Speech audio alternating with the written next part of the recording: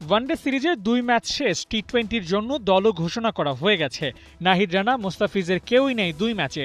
মোক্ষম সুযোগ, এখন চাইলেই তো পাকিস্তান সুপার লিগে ফিরে যাওয়ার এনওসি চাইতে পারেন রানা, ফিজ। অতি লোভে তাঁতি নষ্টের ফাঁদে পড়তে চাইলেন না বাংলার ২ পেস ব্যাটারি। যেখানে বোর্ড থেকে বিশ্রাম দেওয়া হয়েছে, সেখানে আগ বাড়িয়ে আবার ক্রিকেটে ফেরার মতো রিস্ক নিতে চাননি মোস্তাফিজরা।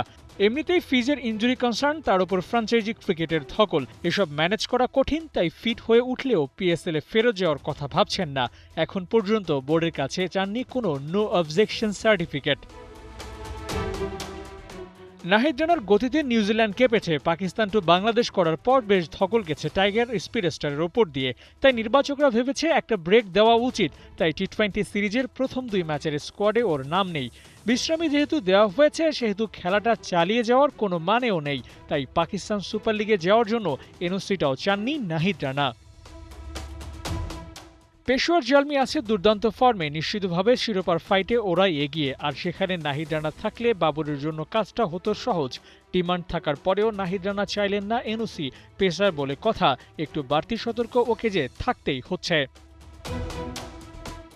ফ্র্যাঞ্চাইজি ক্রিকেটের সুযোগ পেলে যেমন ম্যাচ খেলা উচিত, তেমনি ওয়ার্কলোড ম্যানেজমেন্টের হিসেব আসলে সেটাতেও প্রাধান্য দেওয়া জরুরি। সামনে যেহেতু পাকিস্তান বিপক্ষে হোমের টেস্ট সিরিজে মাঠে নামবে বাংলাদেশ, সেহেতু ব্রেকটা মেইনটেইন করাও জরুরি। এই সময়টায় নিজের রিকভারি সেশন হিসেবে কাজে লাগাতে পারলে আসন্ন সিরিজে ভালো ফল পাওয়া সম্ভব। আবু নাঈম, ৭১।